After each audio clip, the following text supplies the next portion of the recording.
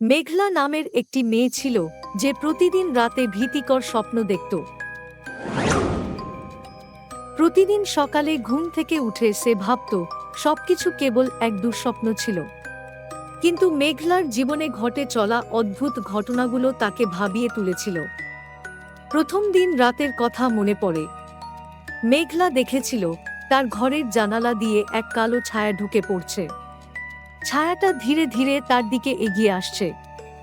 ভয় পেয়ে মেঘলা চিৎকার করতে চেয়েছিল, কিন্তু গলা দিয়ে কোনো আওয়াজ বের হচ্ছিল না।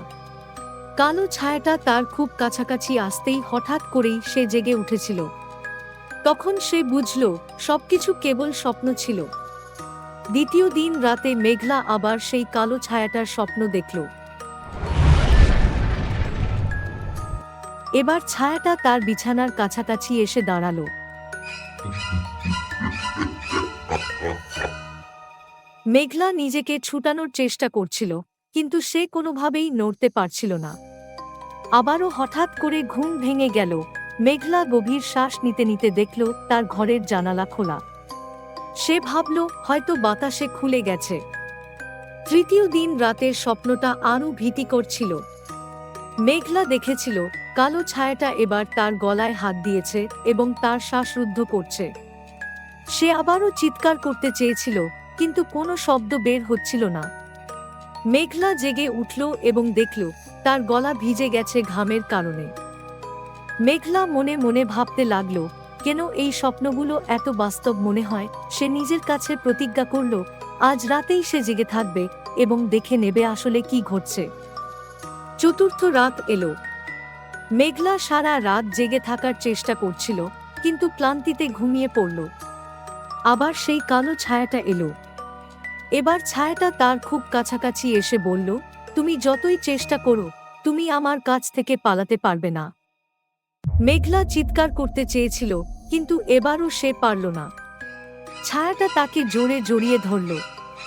মেঘলার মনে হচ্ছিল তার শরীরের সব শক্তি হারিয়ে যাচ্ছে। হঠাৎ সে জেগে উঠল এবং দেখল তার শরীরে একটি কালো দাগ। সে ভয়ে কেঁপে উঠল। মেঘলা বুঝতে পারল এই ঘটনাগুলো শুধু স্বপ্ন নয়, বরং সত্যিকারের কিছু ঘটছে। তার মা বাবাকে বলল, কিন্তু তারা বিশ্বাস করল না। তারা ভাবল মেঘলার মানসিক সমস্যা হচ্ছে এবং তাকে ডাক্তারের কাছে নিয়ে গেল। ডাক্তার বললেন এটা শুধুই মানসিক চাপের কারণে হচ্ছে। তুমি কিছুদিন ভালো ঘুমাও, সব ঠিক হয়ে যাবে। কিন্তু মেঘলা জানত এটা মানসিক চাপের কারণে নয়। আসল কারণটা তাকেই খুঁজে বের করতে হবে। একদিন রাতে মেঘলা ঠিক করল সে ক্যামেরা লাগাবে এবং দেখবে আসলে কি ঘটছে। ক্যামেরা লাগানোর পর সে ঘুমিয়ে পড়ল। সকালে উঠে সে ক্যামেরার ফুটেজ দেখল। ফুটেজ দেখে তার রক্ত হিম হয়ে গেল। ফুটেজে দেখা যাচ্ছিল একটা কালো ছায়া ধীরে ধীরে তার ঘরে ঢুকছে এবং তার কাছে এসে দাঁড়াচ্ছে।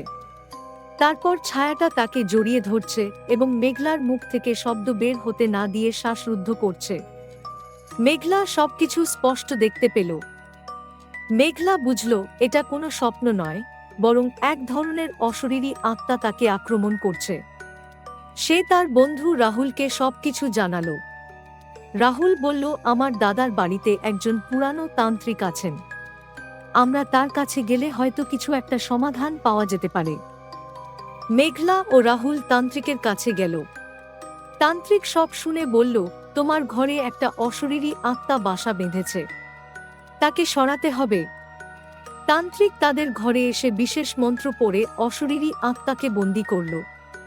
এরপর মেঘলার স্বপ্নের ফাঁদ থেকে মুক্তি মিলল, কিন্তু সে কখনো ভুলতে পারল না সেই ভয়ঙ্কর রাতগুলো। প্রিয় ভিউয়ার্স, গল্পটি আপনাদের কেমন লাগলো অবশ্যই কমেন্ট করে জানাবেন। আর এই রকম নিত্য নতুন গল্প শুনতে এই চ্যানেলটি সাবস্ক্রাইব করে পাশে থাকুন। এতক্ষণ দেখার জন্য ধন্যবাদ।